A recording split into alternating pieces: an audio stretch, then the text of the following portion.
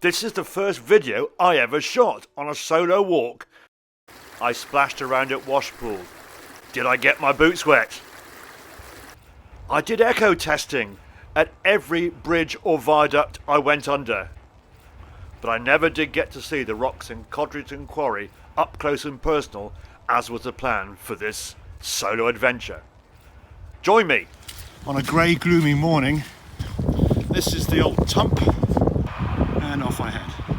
Well, now I've reached the Dramway, which connects Frog Lane, Colliery, and I'm going to follow it for a little while, then take a left, which is going east basically, down another lane called Broad Lane, which is another part of this Dramway system, which linked up all the old coal mines in this area.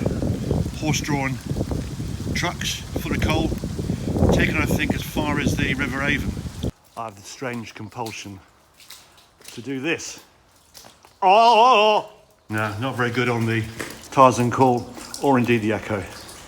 Onwards. I'm in Westerly, or as the estate agents would say, no doubt, Westerlia. But I quite like this. The old village pound. I'd have probably ended up in it.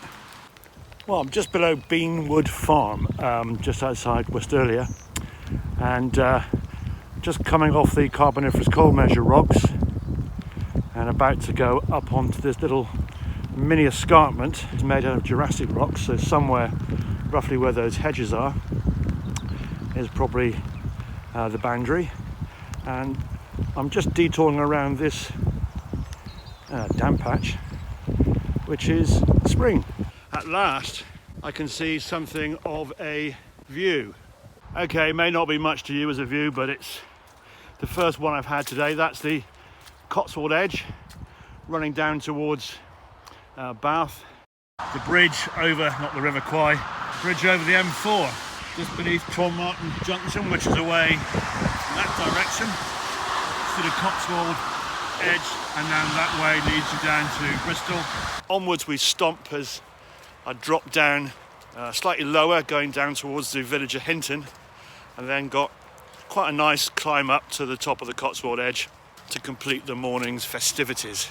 I've reached the cunningly named Washpool Lane, and this is why I don't really want soaking wet feet at this stage of the game. Pretty committed now, walking fans. Got to be done, hasn't it? Well, I'm not going to film myself going across this bit because I'm doing it with some trepidation. Hopefully I'll report back dryly on the other side.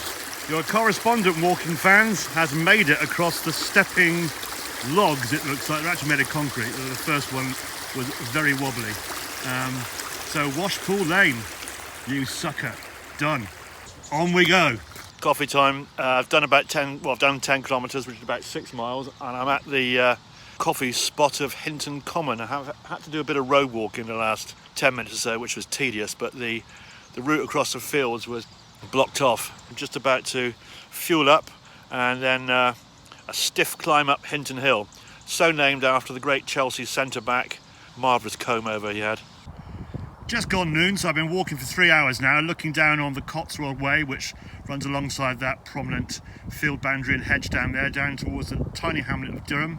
I'm on an Iron Age hill fort at the moment, and built into the side of it are medieval farm terraces called strip lynchets. A rather impressive rampart that marks away.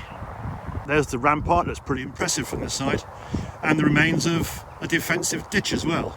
So all the essential features of an Iron Age hill fort in place.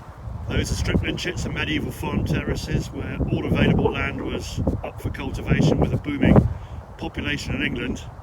Then along came a series of really bad winters and the Black Death in 1348. Population declined. These farm terraces that were cultivated fell into disuse and were abandoned then and have never been used since. At long last I rejoin the mighty Cotswold Way.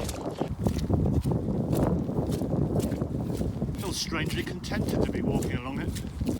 This is the throbbing metropolis of Durham, second only today to Hinton, which was pulsating, and westerly, positively a conurbation. Well, now is a good time as any to demonstrate my new gadget.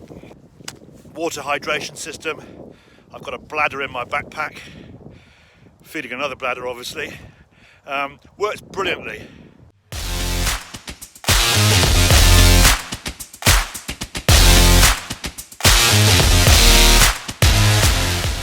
Well, just over 9 miles, probably approaching 10 miles done.